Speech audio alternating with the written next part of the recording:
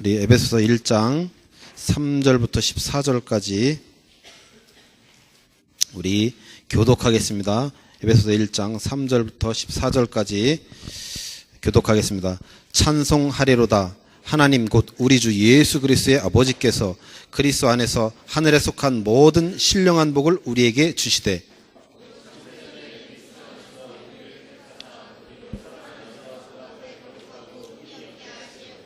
그 기쁘신 뜻대로 우리를 예정하사 예수 그리스도로 말미암아 자기의 아들들이 되게 하셨으니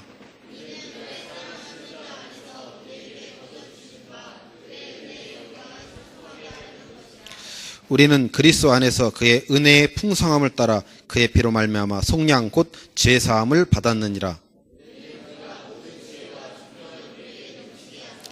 그 뜻의 비밀을 우리에게 알리신 것이요 그의 기뻐하심을 따라 그리스도 안에서 때가 찬 경륜을 위하여 예정하신 것이니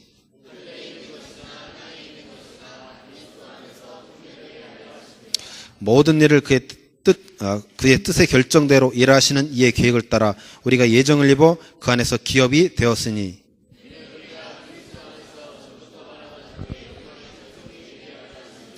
그 안에서 너희도 진리의 말씀 곧 너희의 구원의 복음을 듣고 그 안에서 또한 믿어 약속의 성령으로 인치심을 받았으니 이는 우리 기업의 보증이 되사 그 얻으신 것을 속량하시고 그의 영광을 찬송하게 하려 하심이라. 아멘. 오늘 말씀의 제목이 찬송하리로답니다.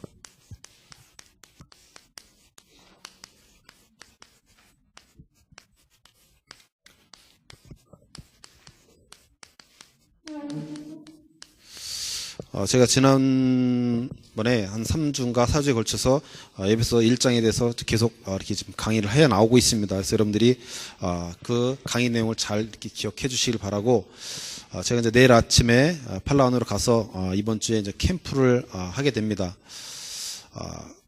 사실 2월 달에 하려고 했었는데 이렇게 사정이 여의치 않아서 이렇게 뭐 다음 한 5월쯤 이렇게 생각을 하고 있었는데 갑작스럽게 그 미용 캠프가 연기가 되는 바람에 이미 표는 끊어놨고 그래서 하나님께서 캠프를 하라고 하시는구나.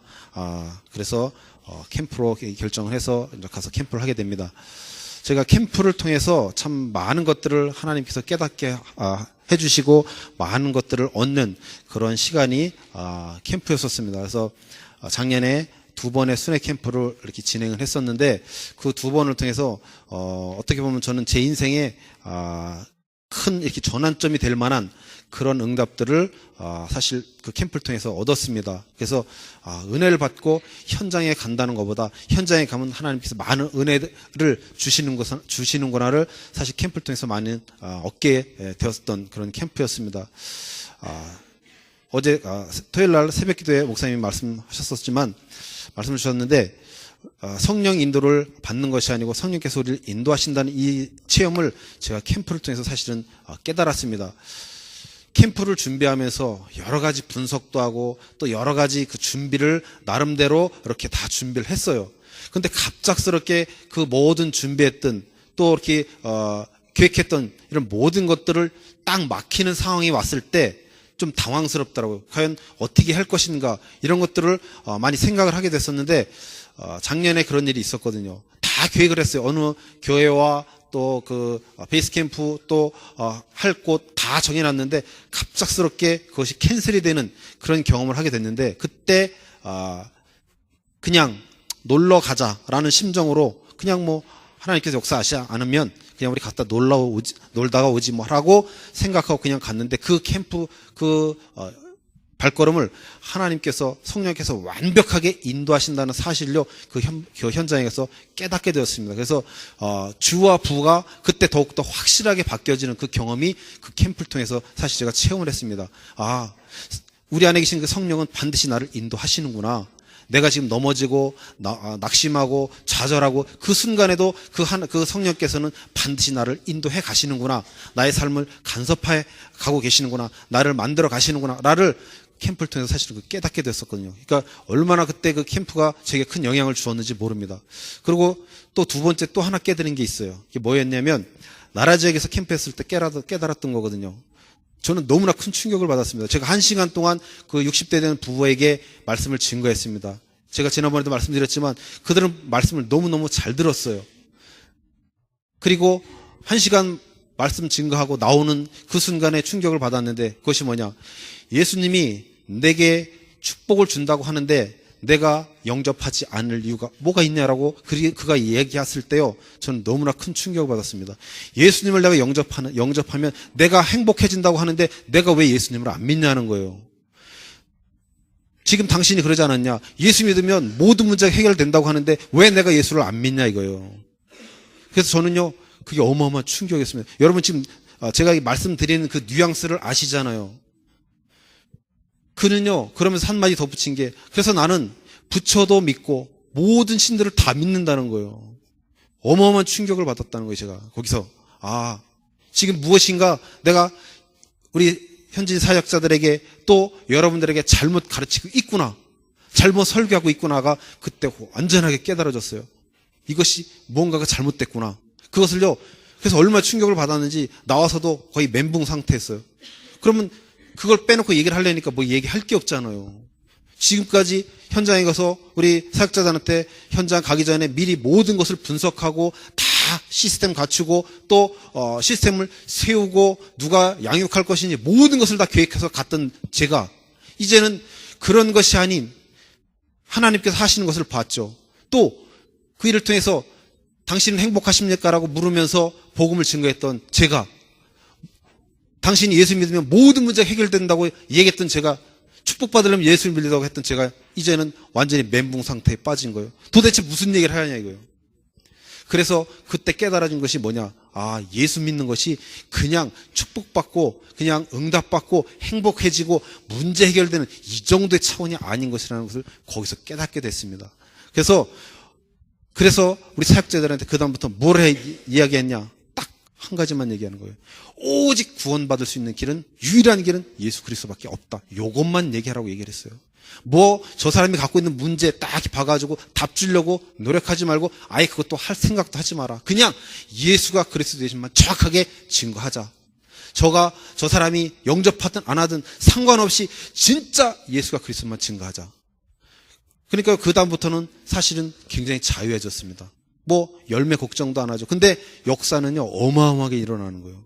우리는 가서 아무 그런 것, 영접을 많이 시켜야지, 생명을 많이 얻어야지, 이런 생각 자체도 없이 그냥 오직 예수가 그리스도만, 그가 믿든지 안 믿든지 그가 정확한 복음을 들을 수 있는 그 기회를 주려고 그렇게 했어요. 그랬더니요, 갔다 오면 역사가 막 일어나는 거예요. 우린 어떤 그런 것을 기대하거나 그러지 않았는데도 거꾸로 어마어마한 역사가 일어나는 것을 우리가 체험했습니다. 그래서 제가 이번 주에 가서 캠프를 하는데 또 기대가 돼요. 하나님께서 어떤 은혜를 주실지 너무너무 기대가 됩니다. 그게 아마 제가 여기서 앉아가지고 그냥 말씀이나 연구하고 예를 들어서 공부하고 그냥 기도만 했다고 한다면 절대 깨달을 수 없었던 그것을 현장에 가서 그렇게 깨닫고 보게 됐어요. 그래서 그 이후에 저의 모든 생각이 다 바뀌었습니다. 완전하게. 그래서 그 이후로부터 뭐가 됐냐면 그리스도라는 이 단어를요, 정말 많이 묵상을 하게 됐어요. 그리스도가 모든 것이구나. 그리스도가 아니면 안 되는구나. 이것을요, 계속 삶 속에서 그 고백이 나와지는 거예요. 하겠다 그런 게 아니고 그냥 계속 그 생각밖에는 안 나요. 그러다 보니까 그 전에 말씀을 듣고 은혜 받고 막 이렇게 했었을 때 제 한켠에 이렇게 구멍처럼 나져 있는 것이 있었어요. 말씀의 은혜를 받는데 무엇인가 결단도 하고 도전도 하고 기도도 하게 되는데 제 마음 한켠에는요, 딱 구멍이 나 있었어요. 뭔가 채워지지 않는 그게 있었는데 그거 체험 이후에는요, 그게 완전하게 채워졌습니다. 이거였구나. 바로 그리스도구나. 그리스도가 아니면 안 되는구나. 모든 것이 그리스도로 말미암고 모든 것이 그리스도를 통해 일어나고 그리스도 때문에 일어나는구나 라는 것이요, 그 체험을 통해서 제가 확실하게 깨닫게 됐습니다. 그 이후로는요, 그 속에 이렇게 비어졌던 그런 것들이 없어져 버렸어요. 그래서 제가 사실 이번 캠프도 지금 이렇게 캠프를 기대하는 이 마음도 어쩌면 동기일 수도 있겠죠. 근데 참 기대가 되어집니다. 예배를 드리면서 하나님께서 어떤 말씀을 주실까 막 이렇게 사모하고 기대하는 것처럼 캠프가 기대가 되죠. 하나님께서 과연 어떤 은혜를 주실까 너무너무 기대가 됩니다. 그래서 우리 현장에서 복음을 증거하는 것은 예수 그리스도를 전달하는 것은 너무나 큰 축복이라는 것이 제가 깨닫게 됐습니다. 우리 랩런트, 나는 그럴 기회가 없는데요. 그것은 우리가 생각지 않아서 그렇죠. 사실은 많이 있습니다. 우리 랩런트 스쿨의 학교라는 것은 벌룬가우 우리 랩런트 스쿨도처럼 모두가 하나님을 믿는 자들이 학교에 오는 것은 아니거든요. 우리 랩런트 스쿨도 마찬가지일 거예요. 여기 박이호도 모든 전학생이 다 예수를 믿느냐? 그렇지 않을 수도 있어요. 그러고 우리 주변에 우리가 사실 조금만 신경 쓰면 많을 수 있습니다. 그런 사람들에게 정확한 복음, 그것을 증거하는 그 역할을 우리가 해야 될 줄 믿습니다. 그래서 오늘 강단 말씀에서 나왔지만 여러분들이요, 말과 말씀을 분별할 수 있는 그것이 굉장히 중요하다고 말씀을 들었습니다. 그러면 우리가 그것을 분별하기 위해서는 뭐가 있어야 되냐면 기준이 있어야 돼, 기준. 그 기준이 없으면 분별을 할 수가 없는 거예요. 이게 사단의 말인지 이게 하나님의 말씀인지 우리가 기준이 없으면요 분별이 안 되는 거예요.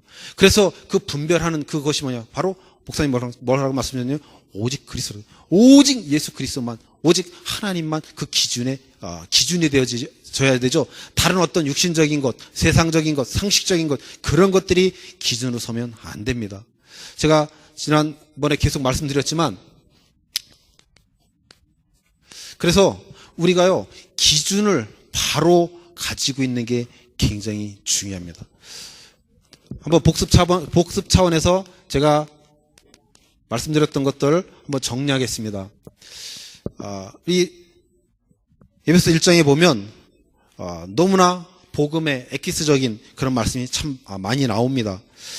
그래서 2절에 보면 은혜와 평강이 너에게 있을지어다 이렇게 되는데, 우리가 이 평강의 기준을 정확하게 알고 있지 못하면 사실은 우리가 생각하는 그 평안과 성경에서 얘기하는 평강과 평안이 다르다고 한다면 우리는 지금 기준이 잘못되어 있는 거거든요. 그래서 이 성경에서 이야기하는 그런 평강은 무엇인지를 바른 기준을 가지고 우리가 볼 수 있어야 됩니다. 보통 우리가 싸움이 없고 다툼이 없고 그런 평안한 그런 상태, 국어사전을 보면 그런 것을 평강이라고 이렇게 이야기해요. 그래서 그 세상적인 그 평강, 아무 문제 없는 그런 것은요 평강이 아니고 편안하다고 하는 거거든요. 그러니까 우리가 성경에서 얘기하는 평강이 무엇인지를 바르게 알아야만 우리가 이것이 말인지 말씀인지를 분별할 수 있게 되는 거거든요. 그래서 그럼 성경에서 얘기하는 그 평강이 무엇일까를 우리가 바르게 알아야 됩니다. 우리는 보통 뭐 병이 낫거나 또 환경이 좋아지거나 생활이 윤택해지거나 뭐 이러면 그것을 평강이라고 생각합니다. 그래서 하나님의 자녀인 우리들까지도 예수 믿으면 어떤 소원이 이루어지고 만사가 형통되어지고 축복을 받고 전부 우리 기준이 그런 것으로 되어 있어요. 근데 성경에서는요 그것을 평강이라고 얘기하지 않습니다. 그것은 세상적인 것을 얘기해요. 불교 믿어도 그러니까 부처를 믿어도 소원이 이루어질 수 있고 그렇잖아요. 부처를 믿어도 모든 일이 잘 되어질 수 있습니다. 부처를 믿어도 축복을 잘 받을 수도 있다는 사실이에요. 그런데 우리가 하나님의 자녀인데도 불구하고 우리가 평강을 그런 식으로 생각하면 성경에서 얘기하는 평강과 다르다는 거예요. 그러면 성경에서는 과연 평강을 무엇이라고 얘기하냐? 우리가 단적으로 스데반의 죽음이나 바울이 감옥 안에서 감사하고 기쁘고 찬송할 수 있었던 그거 있죠. 그게 진짜 평강이라고 얘기를 하는 거예요. 우리는 어떤 아무 문제 없고 싸움이 없고 그런 편안한 상태, 그런 것을 평강이라고 얘기를 하는데 우리가 생각을 바꿔야 됩니다. 성경에서는 그것을 갖다 평강이라고 하지 않아요. 그럼 이 평강은 우리가 갖고 싶다고 가질 수 있냐? 아니라는 거예요. 이 평강조차도 하나님의 은혜로 선물로 주어지는 거예요. 우리가 우리가 구원을 하나님의 은혜로 받지만 마찬가지예요. 우리는요 내가 믿어서 하나님의 자녀가 되어졌다고 생각합니다. 그러나 그 믿음은 내가 믿었기 때문이 아니고 하나님이 내게 은혜를 주셔서 내가 믿을 수 있었던 거거든요. 그 믿음의 결과로 나타나는 게 뭐냐? 그게 바로 평강이라는 거예요. 그래서 성경에서 이야기하는 그 평강을 우리가 바르게 알아야 될 줄 믿습니다. 그래서 정말 여러분들이 예수 그리스도 때문에 손해를 봤어요. 예수 그리스도 때문에 여러분이 고난을 당했어. 멸시를 받았어. 그럼에도 불구하고 정말 여러분이 기쁘고 감사하고 하나님을 찬양할 수 있냐 이거요. 그 상태가 바로 평강이라는 거예요. 성경에서 이야기하는 평강이 바로 그 평강입니다. 그래서 이 평강은 바로 예수 그리스도로 말미암아 우리에게 주어지는 거예요. 예수 그리스도가 아니면 우리에게 이 평강은요 생각할 수 없는 단어예요. 오직 예수 그리스도만 우리가 평강을 얻을 수 있습니다. 그리고 또 제가 뭘 말씀드렸었냐면 은혜를 말씀을 드렸었어요. 이 은혜라는 것은 받을 자격이 없는 자에게 무상으로 그냥 공짜로 선물로 주어지는 게 뭐냐? 그게 은혜라고 하는 거예요. 그죠? 우리가 구원을 생각할 때 은혜를 이야기합니다. 그러면 우리 인간이 왜 은혜가 필요하냐 이거예요. 그것은 바로 죄 때문에 그렇습니다. 죄. 우리 인간이 하나님께 불순종함으로 인해서 우리 인간에게 죄가 들어왔어요. 그래서 죄로 인해서 저주와 심판과 죽음이 우리 인간에게 들어왔어요. 그 죄 문제를 해결하지 않으면 우리는 하나님하고 함께할 수 없습니다. 그래서 우리 인간 스스로 그 죄와 그 저주와 그 죽음의 문제를 해결할 수 있으면 되는데 우리 인간은요 그럴 능력이 없어요. 그 어떤 인간의 노력과 행위로도 절대로 죄의 문제는 해결할 수 없습니다. 그래서 우리는 누군가의 도움이 필요해요. 그래서 그것을 갖다가 우리가 뭐라 하냐면 은혜라고 하는 거예요. 은혜가 없으면 우리는 그 문제를 해결함 받을 수가 없어요.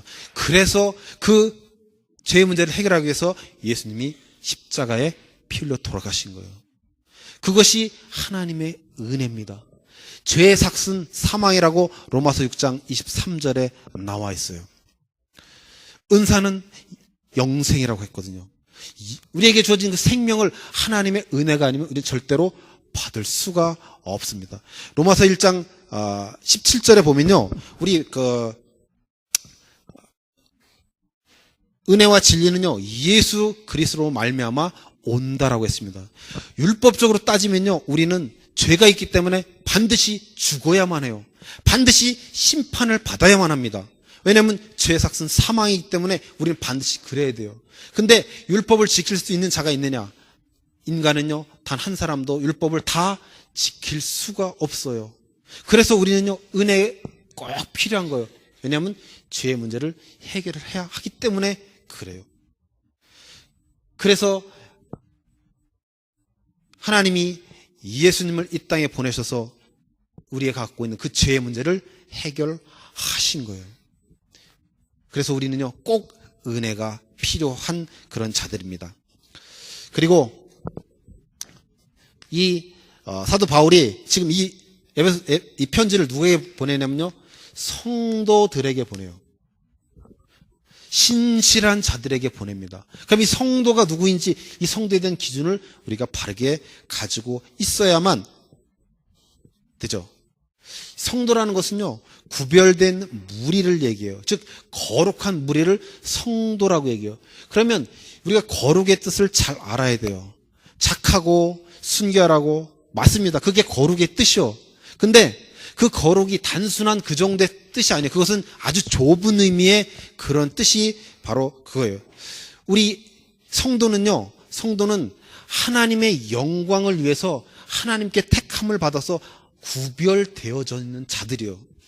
구별된 자잖아요. 그러니까 성도라는 것은요 하나님의 영광을 위해서 하나님께서 따로 구별을 하셨는데 언제? 창세 전에 그 깊으신 뜻대로 구별해서 하늘의 것을 추구하며 살아갈 수밖에 없는 자들로 지어진 자들, 그 자들을 갖다 성도라고 이야기합니다. 그러니까 이 성도라는 뜻은요 어마어마한 축복의 단어예요. 나를 집사님이라고 안 부르고 나를 장로님이라고 권사님이라고 안 부른다고 해서 삐질 게 없어요. 성도는요 훨씬 더 귀한 단어입니다. 우리의 신분이요. 그것이요 이 성도라고 하면 죄가 없는 자들이에요. 죄의 문제가 해결된 자들을 이야기합니다. 왜냐하면 하나님은 거룩하시고 하나님은 죄와 공존할 수 없기 때문에 그래요. 그래서 죄가 씻겨진 자들을 뭐라고 하냐? 바로 성도라고 그래요. 죄의 문제를 해결한 받은 자들을 우리는 성도라고 이야기합니다. 그래서 이제 더 이상 이 성도는요, 세상의 주관을 받지 않고 하나님의 주관을 받는 자들이요. 즉, 하나님의 통치를 받는 자들이 누구냐? 바로 성도요. 그래서요, 이 성도는 반드시 하나님의 영광을 드려지도록 그렇게 구별되어져 있기 때문에 여러분이 싫다고 하나님의 영광을 드러내지 않을 수 있냐? 그럴 수 없어요. 하나님은 반드시 여러분을 통해서 영광을 받아내시고야 맙니다. 예수님을 십자가에 죽이시기까지 하면서 우리를 구원하셨어요. 여러분을 구원하셨어요. 그 하나님이 그냥 냅두겠어요? 천만입니다. 반드시 우리 성도들을 통해서 하나님은 영광을 받아내시고야 맙니다.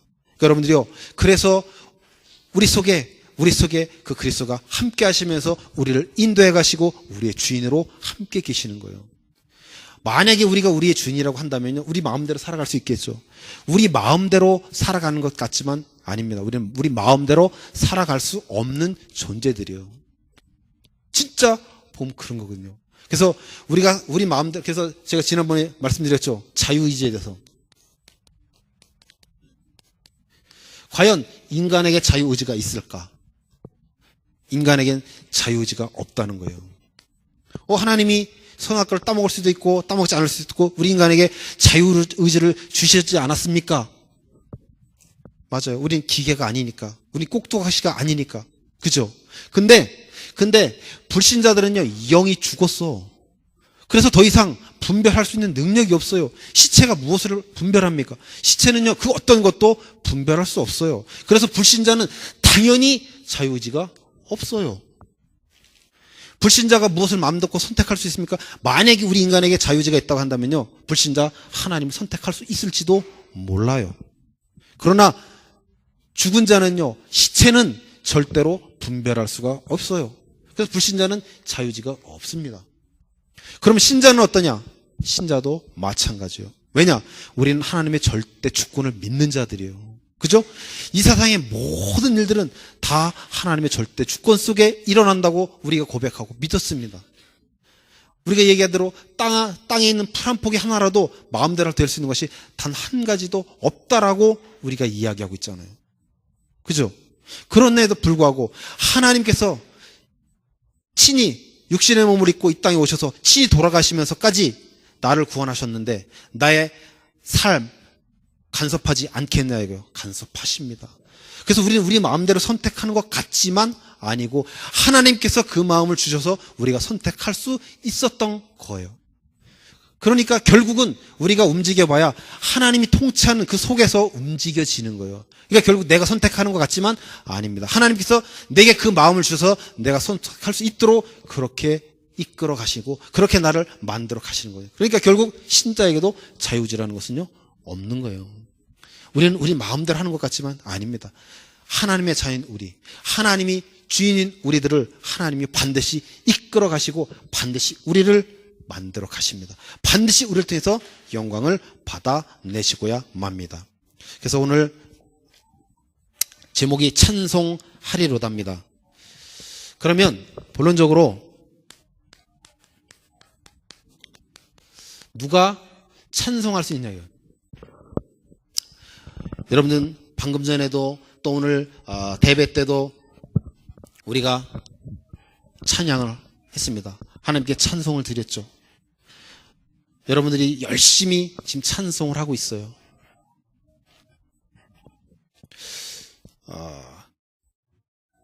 하나님께서요, 어떤 자격이나 조건을 갖추지 않은 우리들을 하나님께서 창세전에 계획하셔서 우리를 불러주셔서 우리를 아주 거룩하게 구별시키셨어요. 그죠? 그 구별시킨 우리들이 하나님을 믿을 수 있는 그 믿는 자가 돼서 하나님께서 우리에게 그 평강을 주십니다. 즉, 이 사실을 아는 자가 찬송을 할 수 있는 거예요. 우리는 그냥 자기가 찬송하는 것 같지만 하나님께서 은혜를 주시고 이 깨달음을 주셨기 때문에 진짜 찬송할 수 있게 되는 거거든요. 그 이야기는요, 하나님이 누구신지를 아는 자가 찬송할 수 있는 거예요. 하나님이 누구인지 모르는데 찬송할 수 있다. 그래서 생각해 봐야 되는 거거든요. 제가 지난번에 말씀드렸죠. 아우슈비츠 그 수용소에서 유대인들이 포로로 갇혀 있었습니다. 그래서 유대인이 그 나치들이요, 그들을 학살을 하고 몰살을 시키려고 하는데, 그때 그 유대인들이요, 그 속에서 뭘 했냐? 찬양을 했다는 그 기록이 여러 군데서 나옵니다. 그러면 그 유대인들이 그 했던 그 찬양을 우리가 찬양하라고 할 수 있을까? 예를 들어서 불교 신자가 찬송가를 불렀어요. 그럼 그것을 찬양이라고 이야기할 수 있을까? 우리 한번 생각해 보세요. 우리가 믿는 그 하나님과 유대인들이 믿는 하나님은 달라요. 그렇잖아요. 그들은 아직도 메시아를 기다리고, 그들은요, 그들을 그 열악한 그 죽음의 환경에서 구원할 그런 어떤 힘을 가진 그런 메시아를 기다리면서 찬양을 했어요.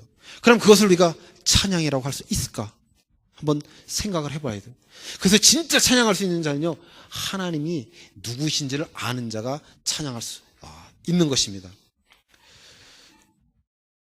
어떤 교회에요, 청년부가 그렇게 많지 않았어요. 한 10명 정도 되는 그 교회에서 목사님이 어떻게 하면 교회를 부흥시킬까 연구를 했습니다. 그래서 그 교회에서 철야 예배를요, 완전히 찬양 예배로 바꿨어요. 그러면서 그 찬양 예배를 하면서요, 그 청년들한테 기도 제목을 한 가지씩 다 내라고 해서 그것을 놓고 함께 막 기도를 했어요. 그랬더니요, 그 기도 중에서, 기도 제목에 있어서 두세 가지가 딱 응답이 되면서요, 그게 소문이 나버렸어요. 그러니까 주변에 있는 청년들이 막 몰려드는 거예요.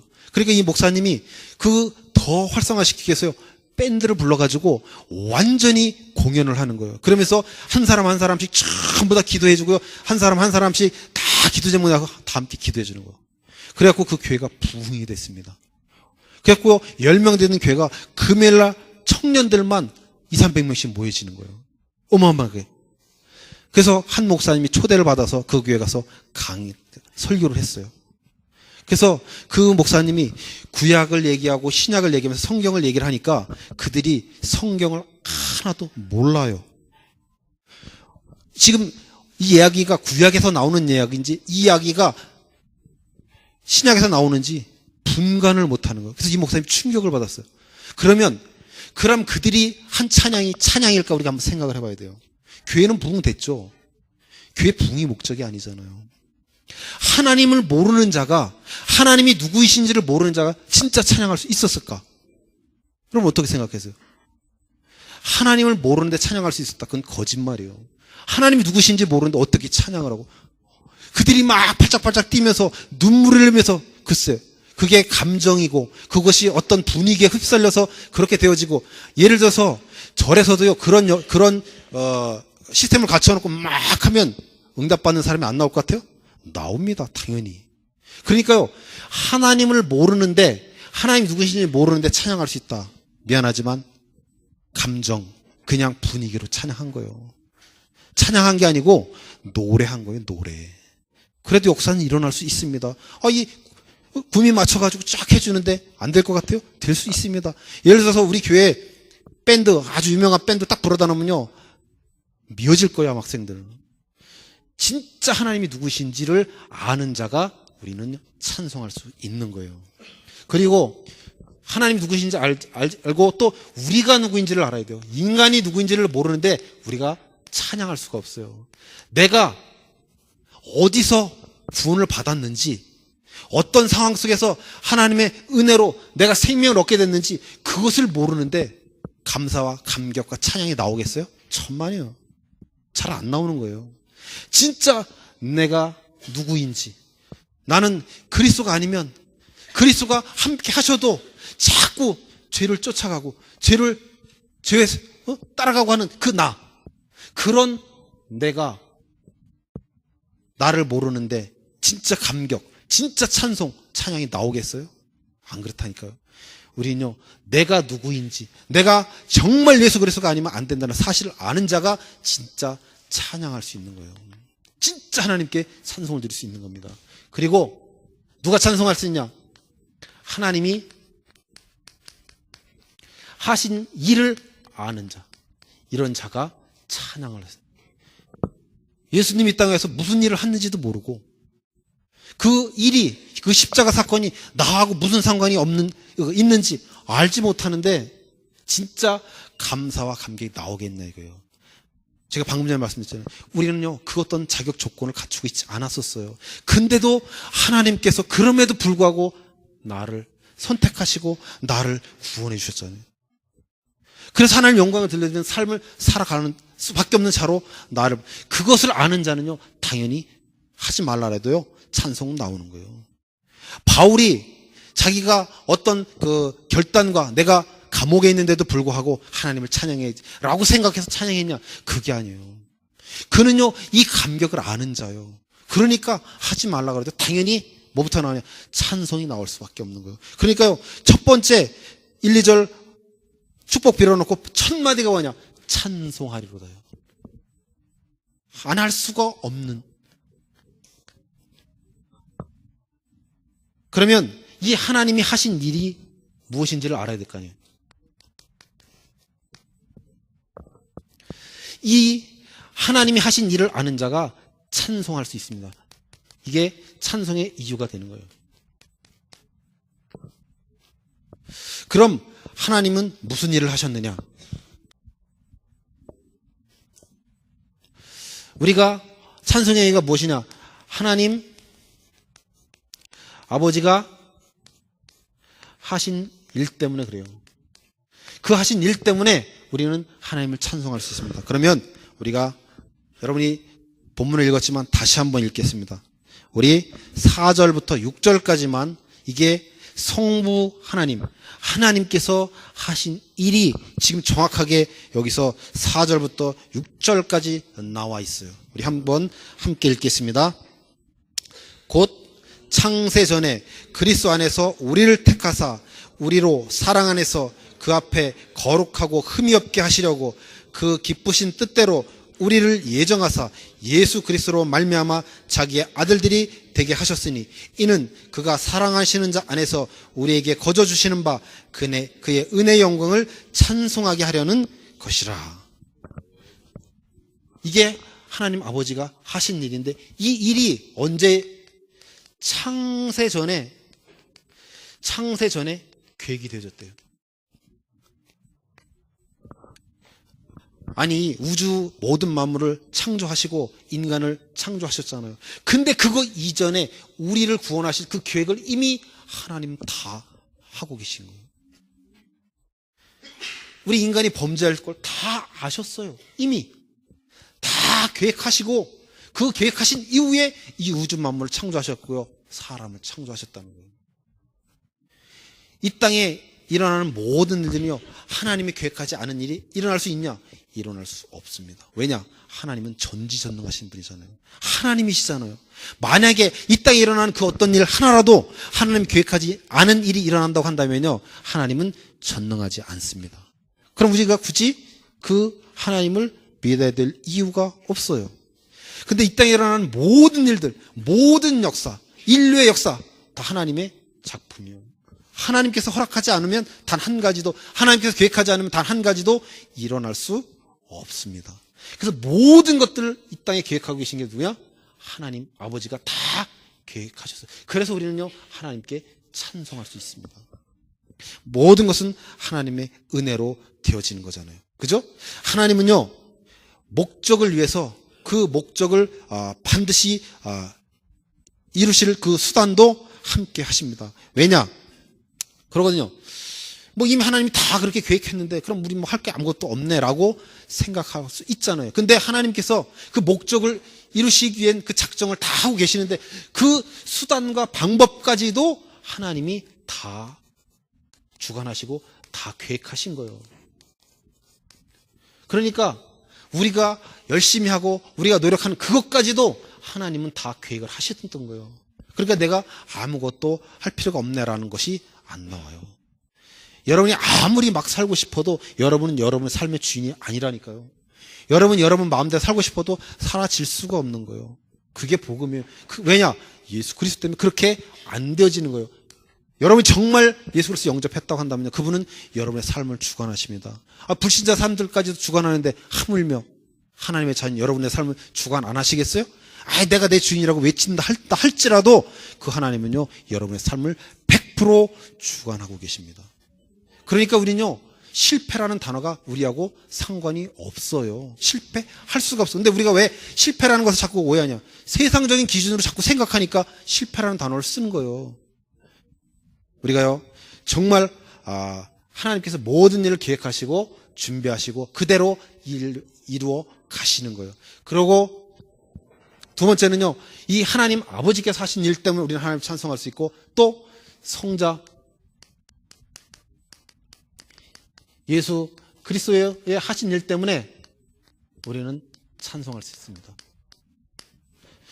우리 성경 말씀을 다시 보겠습니다.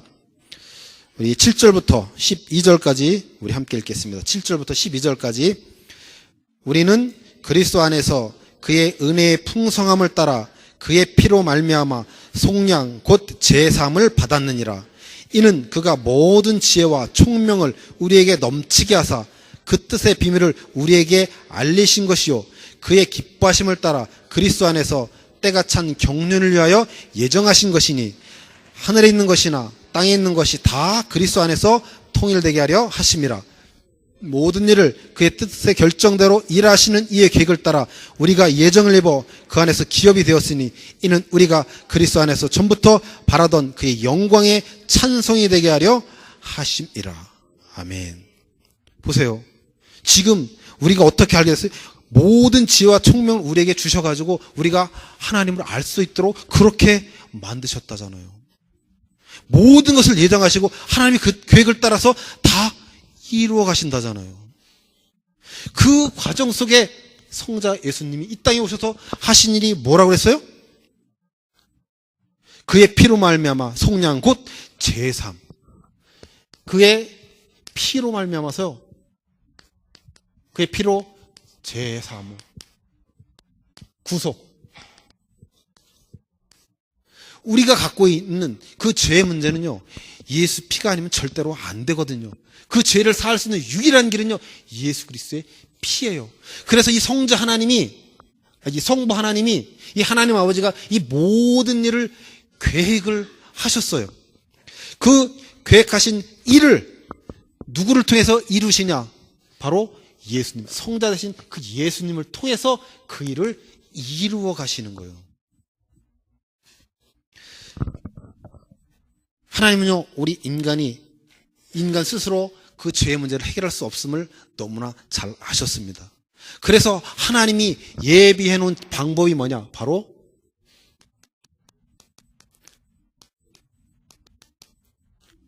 십자가예요. 이 십자가는요, 하나님이 창세 전에 계획을 해 놓으신 거예요.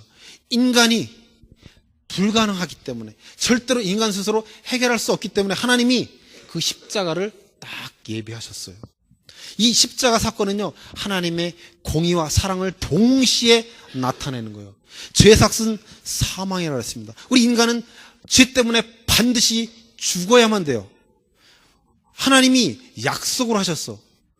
죄와 하나님은 함께 할 수 없어요. 죄가 있는 곳은 하나님이 반드시 심판을 하신다고 약속하셨는데, 만약에 우리 인간을 심판하지 않으면요, 하나님은 공의롭지 않은 거예요. 그래서 하나님은 반드시 우리 인간을 심판하셔야 돼요. 근데 하나님의 속성 중에는 뭐가 있냐? 사랑의 속성이 또 있어요. 사랑은요, 살리는 거예요. 그럼 죽여야 되고 살려야 돼요. 그걸 동시에 이룬 것이 뭐냐? 바로 예수 그리스도의 십자가 사건이에요. 이 십자가를 통해서 우리는 하나님의 사랑과 하나님의 공의를 다 함께 체험할 수 있는 거예요. 하나님은요, 의로우시잖아요. 그 의로움을 나타내시면서 또 그 의로움을 잃지 않으시는 방법이 뭐냐? 바로 십자가예요. 죄를 벌하시면서 또 용서를 동시에 나타내는 게 뭐냐? 그게 바로 십자가예요. 그래서 우린 이 십자가를 누가 이루냐? 하나님이 계획하신 그 일을 성자이신 그 예수님께서 오셔서 그 일을 이루어 주셨습니다. 그 일 때문에 우리는 하나님을 찬양할 수 있는 거예요.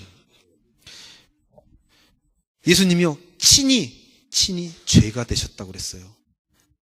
예수님이 죄가 되지 않으면 우리의 죄 문제가 해결되지 않습니다. 로마서 5장 21절에 보면요, 예수님이 친히 죄가 되셨다라고 나와요. 우리 방송실 로마서 5장 21절 한번 보여주세요.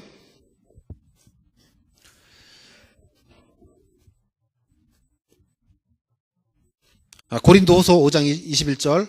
고린도후서입니다. 고린도후서 5장 21절. 우리 한번 함께 읽겠습니다. 하나님이 죄를 알지도 못하신 이를 우리를 대신하여 죄로 삼으신 것은 우리로 하여금 그 안에서 하나님의 의가 되게 하려 하심이라. 예수님이 친히 죄가 되셔가지고 우리의 죄 문제를 해결하신 거예요. 그래서 예수님 십자가에 죽으실 때 우리도 함께 죽은 거예요. 예수님이 십자가에서 부활하실 때 우리도 함께 부활한 거예요.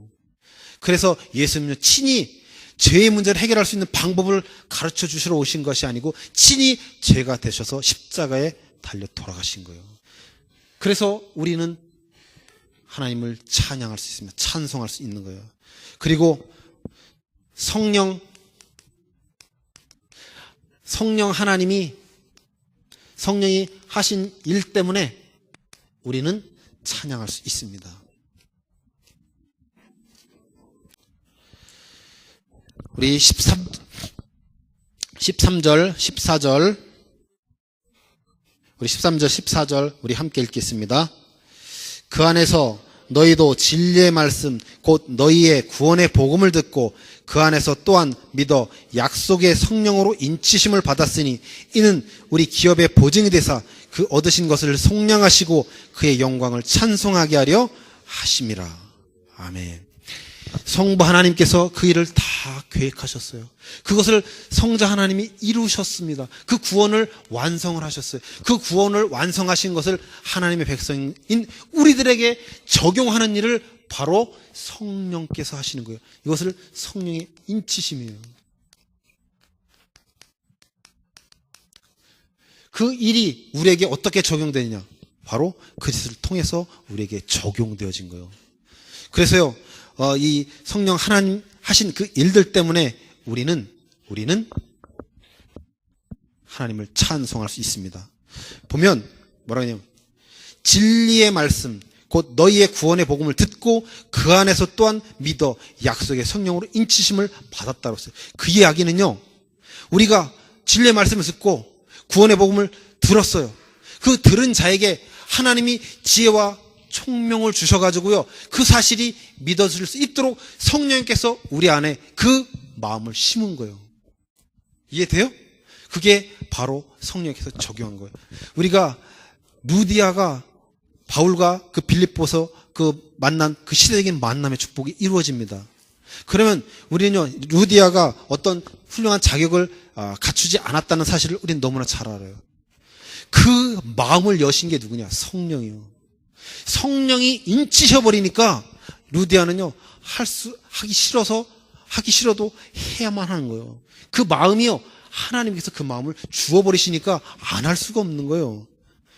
우리가 무엇인가를 했다. 그 이야기는요, 그 마음을 내가 결단해서 내가 이렇게 생각해서 내가 도전한 게 아니고 그 마음을 성령께서 주신 거예요. 성령이 인치시니까 우리는요, 그 마음을 가질 수 있었던 겁니다.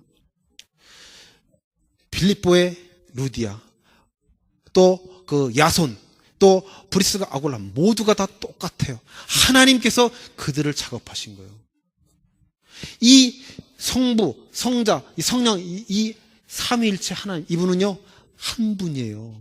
우리는 그럼 성부 하나님께서 이 일을 계속 계획하셨을 때 성자 하나님하고 또 예수님하고 성령 하나님은 함께 하시지 않았냐? 아닙니다. 함께 하셨는데 그 역할이 이렇게 되어졌다는 거예요.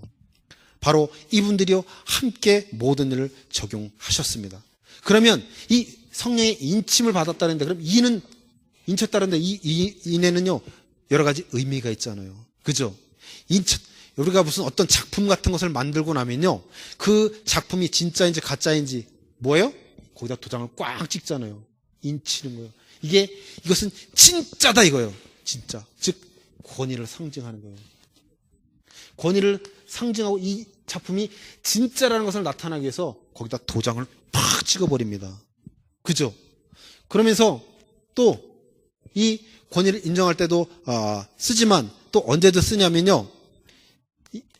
소유자를 표시할 때도 이것을 써요. 그죠?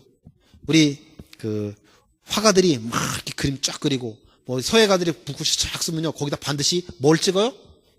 낙인 이런 거 딱 찍는단 말이에요. 이게 누구 것이냐? 우리가 누구 거요? 성령의 인침을 받았어요. 우리 누구 거요? 우리는 하나님의 것이에요. 내 것이라는 표시요. 성령의 인침을 받은 자가 우리라는 것은요. 우리는 하나님의 것이요.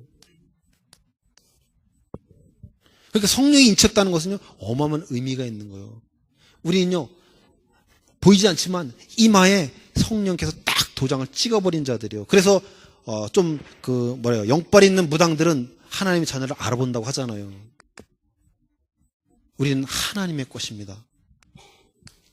그리고요, 학교 같은 데서 이게 공문서 같은 거 이렇게 보낼 때 실을 박아서 보내잖아요.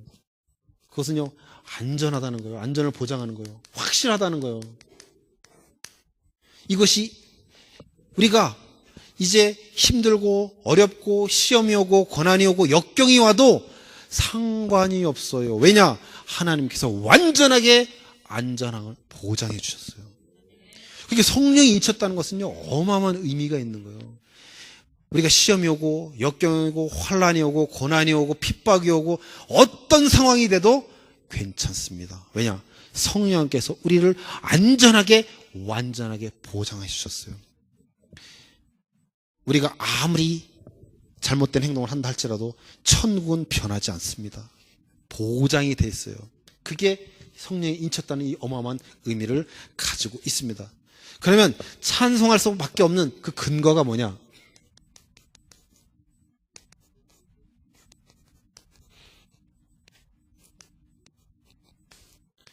근거는요, 내가 하나님의 자녀가 됐기 때문에, 신분이 변화가 됐기 때문에 우리는 찬송할 수 있습니다. 우리는 허물과 죄로 죽었던 자들이요. 즉 우리는 시체였었던 자들이요. 그 하나님을 알 수도 없고 하나님을 만날 수도 없고 우리 어떤 노력과 열심과 노력을 통해서도 만날 수 없었던 그 우리들을요, 하나님이 하나님의 자녀라고 일컬음을 받을 수 있는 자로 우리를 불러주셨어요. 우리를 바꿔주셨어요. 하나님의 자녀라 일컬음을 받을 수 있는 자들로 만들어주셨어요. 그러니까 우리는 이 사실 하나만으로 가지고도 하나님을 찬송할 수밖에 없습니다. 그렇잖아요. 내가 하나님의 자녀라구나. 이 사실 하나만 갖고도 우리는 하나님을 찬양할 수 있게 되는 거예요.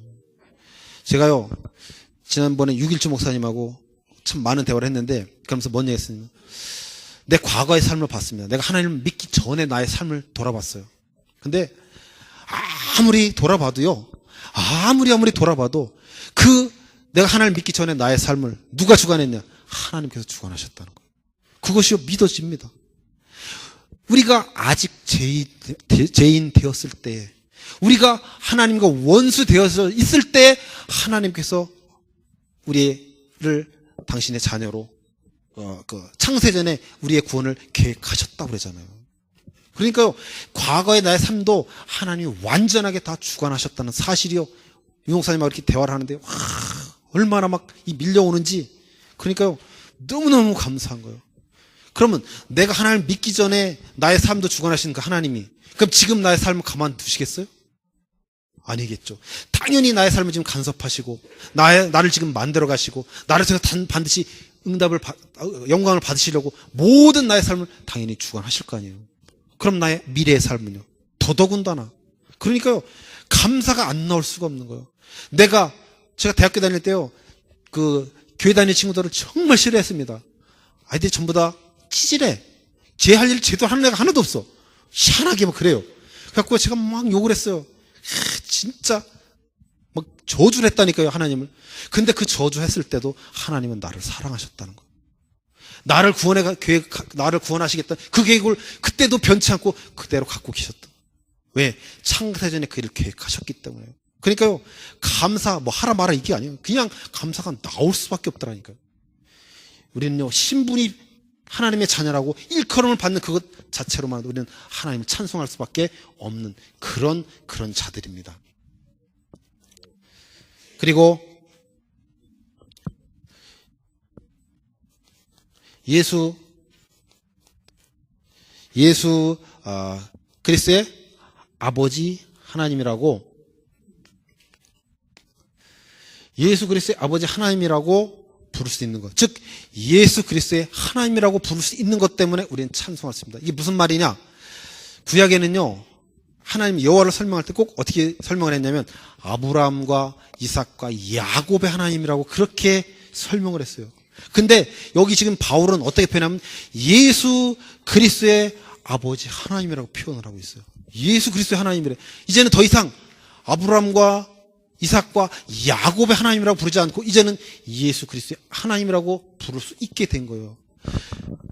구약의 그 옛 언약, 우리 방송실 창세기 22장, 26장, 28장 우리 한번 한 화면에도 한번 보여주세요.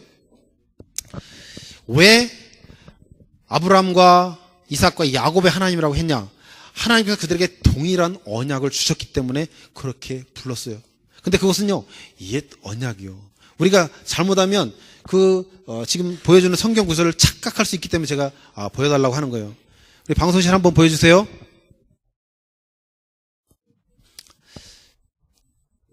창세기 22장 17절, 창세기 26장 3절 4절, 창세기 28장 14절을 한 화면에다가 띄워주세요. 비교하려고 그러니까.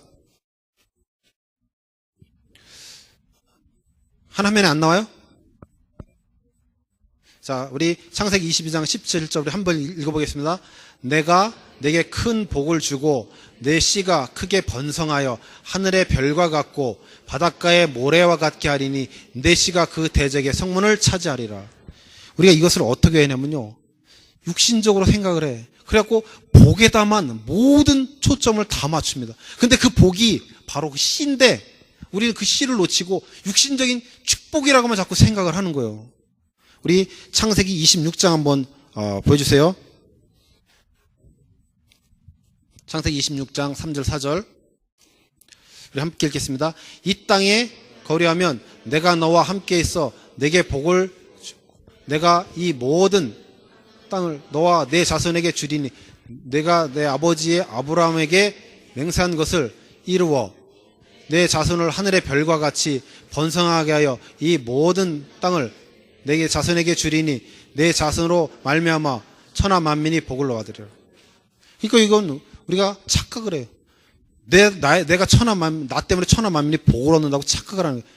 그 복은 뭐냐? 예수 그리스도를 지금 얘기를 하고 있는 거예요. 지금 창세기 22장이나 지금 26장이나 똑같이 무엇을 얘기냐? 예수 그리스도를 얘기를 하는 것이죠. 우리에게 어떤 육신적인 그 축복을 얘기를 하는 게 아니에요. 땅을 주고 그것을 누구에게 주겠다는 거냐면 예수 그리스도한테 준다는 거지 우리한테 주는 게 아니에요. 예수 그리스도로 통해서 그것이 오는 거예요. 근데 우리는 그것을 우리 축복이라고 생각해요. 우리 창세기 28장 14절 한번 보겠습니다. 함께 읽겠습니다. 내 자손이 땅의 티끌같이 되어 내가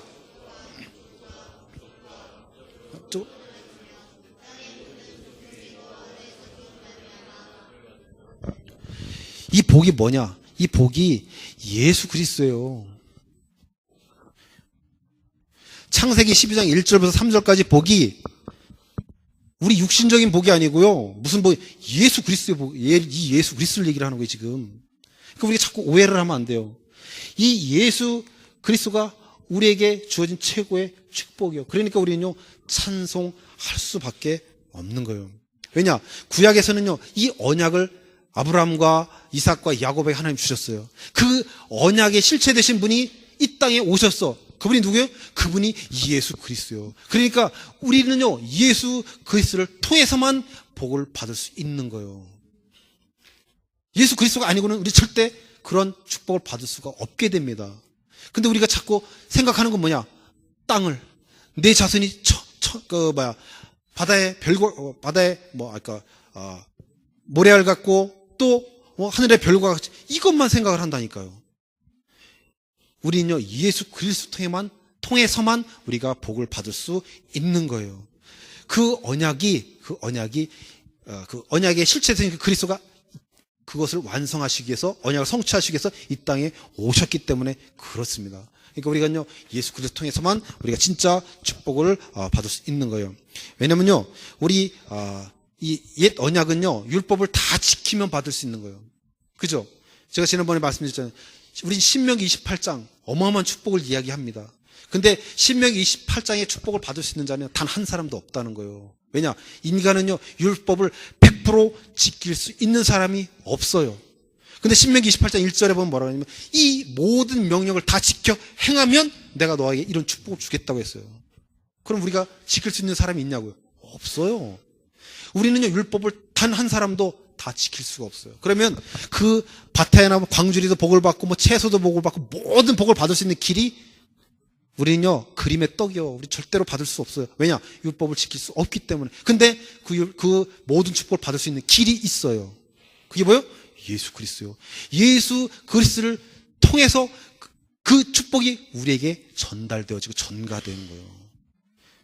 우리는 그것을 생각하지 예수 그리스도를 놓치고 있단 말이에요. 그래서 예수 그리스도가 우리에게 주어진 최고의 축복입니다.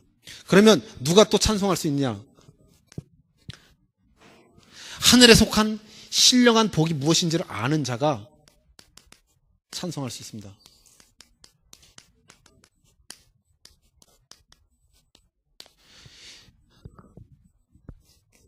이 신령한 복은 말 그대로 하나님 백성만 누릴 수 있는 복이요.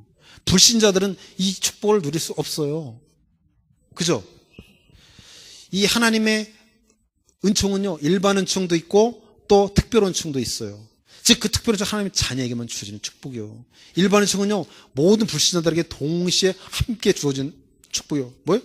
햇빛 같은 거, 비 같은 거, 바람 같은 거, 이런 것은요, 똑같이 모든 사람에게 주어지는 그런 축복이요. 근데 이 하늘에 속한 신령한 복은요, 오직 하나님 백성들만 누릴 수 있는 복입니다. 이것은. 그럼 그 복이 무슨 복이냐 이거예요. 구약시대 때는요, 하나님이 친히 우리 이스라엘 백성들하고 만나질 않았어요. 만나면 죽으니까. 그죠? 그래서 성막에 지성소에 내려서 그 대제사장이 1년에 한 번씩 들어가서 또 아브라함이나 또 모세나 이런 선지자를 통해서, 그런 선지자를 통해서 이스라엘 백성들이 하나님을 만났습니다. 직접 나타나셨어요. 그러면 하나님 자녀의 축복을 이야기할 수 있는 방법이 없잖아요. 그래서 뭐를 갖고 했냐? 그래서 양이나 염소나 이런 숫자를 가지고, 또 건강이나 뭐 이런 것들을 가지고, 눈에 보이는 것들을 가지고 네가 하나님의 자녀의 그 축복을 누리고 있는 것을, 그런 것들을 통해서 보여주신 거예요. 그죠? 근데 우리는 지금 그것은 하나님이 함께 할 수 없었을 때 하나님 백성들에게 눈에 보이도록 나타냈던 그런 축복들이요. 근데 우리는 그런 축복을 지금 구하지 않아도 돼요. 왜냐? 그 복 대신, 그 축복 대신 그 그리스도가 지금 나와 함께 하잖아요. 근데 우리는 지금 뭘 구하고 있냐? 구약에 받았던 그 축복을 지금 달라고 한다니까요. 그잖아요. 우리가 지금 세상적인 그런 축복을 지금 하나님께 구하고 있어요. 진짜 축복 대신 그 예수 그리스도가 우리가 지금 함께 하고 있는데도 우리에게 주어진 이 신령한 복은 뭐냐? 바로 구원이에요. 바로 영생이란 말이에요. 이게 우리에게 준 최고의 축복, 하나님 자녀가 최고의 축복인데, 그 그리스도는요, 모든 것인데 우리에게 놓치고 산단 말이에요. 구약시대 백성들은요, 얼마나 어떻게 보면요, 참 불쌍해. 왜냐? 하나님을 만날 수 없었거든요. 모세가, 성경에 보면요, 모세가 우리를 부러워한다고 나와 있어요. 다윗이 우리를 부러워하는 거예요. 왜냐? 그들은요, 하나님 직접 만날 수 없었어요. 아니, 만날 수도 있었지만 하나님이 나타나시지 않으면 절대로 만날 수 없어요. 그잖아요. 근데 우리는요, 24시간 함께 하잖아, 하나님이. 누가 더 축복됐어요? 다윗이요? 모세요? 아브라함입니까? 우리가 더 축복된. 왜냐? 우리는 24시간 그 하나님이 함께 하시잖아요. 그게 바로 하늘에 속한 신령한 복. 이 복을 아는 자가 진짜 찬송할 수 있게 되는 거예요. 여러분들이 그냥 단순하게 하나님을 제대로 알지 못하고 찬양한다, 우리 깊이 생각해 봐야 됩니다. 그래서 여호와를 힘써 알자고 호세아 선지자가 얘기하는 거예요. 여호와를 모르면요, 하나님을 모르면 진짜 찬양할 수 없어요. 그래서 우리는 하나님을 더욱더 깊이 알아가야지 돼요. 그래서 우리는 훈련이 필요하고, 그래서 우리는 예배가 필요한 거예요. 하나님을 우리가 더욱더 깊이 아는 만큼, 알면 알수록 우리는 더욱더 그 그리스도 안에 있는 풍성한 그 축복을 누릴 수 있게 되어지기 때문에 그래요. 그래서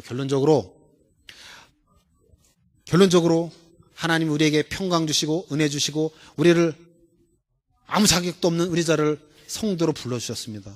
그 이유는 바로 하나님께 영광을 돌리기 위해서예요. 왜 우리가 하나님께 찬양합니까? 왜 우리가 하나님을 찬송을 드립니까? 하나님께 영광 드리기 위해서 하는 거예요. 근데 우리 본문 말씀에 보면요, 우리는요 찬송을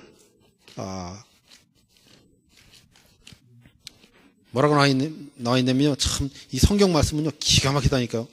제가 보면 볼수록 아주 그 말씀이 얼마나 이 은혜가 되는지 보면요, 이는 우리가 그리스도 안에서 전부터 바라던 그의 영광이 찬송이 되게 하려 하심이래요. 우리가 하나님의 찬송 자체래요. 이건 너무나 은혜되잖아요. 우리가 하나님의 찬송 자체요. 하나님이 우리 인간을 구원하신 목적이 뭐냐? 우리 인간을 하나님의 형상대로 지으신 목적이 뭐냐? 우리를 통해서요 하나님께 영광을 받으시려고요.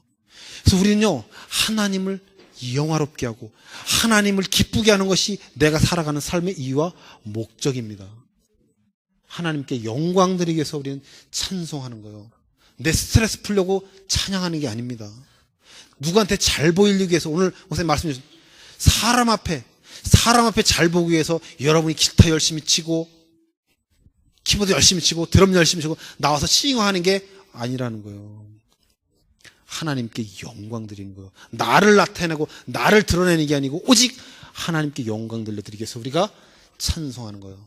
그러면 진짜 그래요. 우리 6절, 12절, 14절만 한번 읽고 마치겠습니다. 우리 에베소 1장 6절 한 절 한번 다시 읽겠습니다. 하나님께서 왜 우리를 구원하셨고 창세전에 그 모든 일을 계획하셨는지 한번 읽겠습니다. 6절.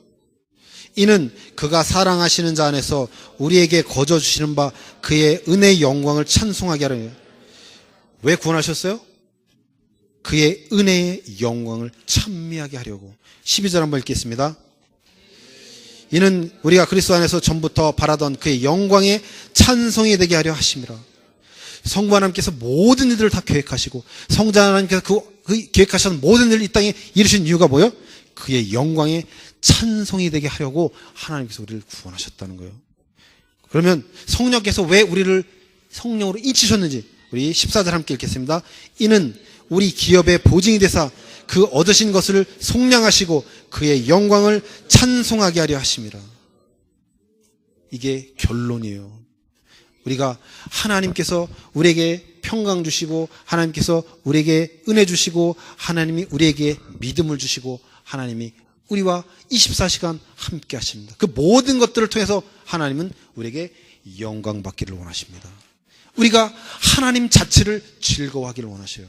우리는 내가 무슨 일을 해야 하나님이 나를 기뻐하시고 하나님이 내게 어떤 축복과 응답을 주신다고 생각하죠? 아닙니다. 하나님은 우리의 도움이 필요치 않아요. 우리가 하나님께 무엇인가를 보답한다고 하는 그 생각 자체를 하나님은 원치 않습니다. 왜냐하면 하나님은 부족한 분이 없으신 분이요. 그러면 하나님이 우리에게 원하시는 게 뭐냐? 하나님이 함께 하심을 누리는 거예요. 그게 다예요. 그러면요 하나님이 우리를 통해서 그 모든 일들을 다 이루어 가십니다. 그러니까 여러분들이요 정말 하나님이 함께하는 그 축복 날마다 누리는, 그래서 그 사실을 현장에서 전도하는, 현장에서 증거하고 전달하는 그런 축복을 누리는 저와 여러분들이 되기를 바랍니다.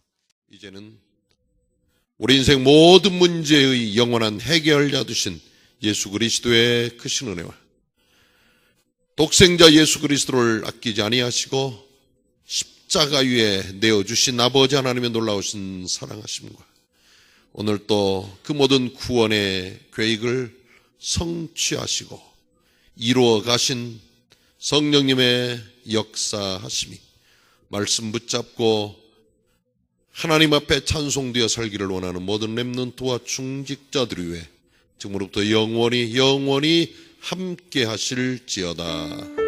아멘.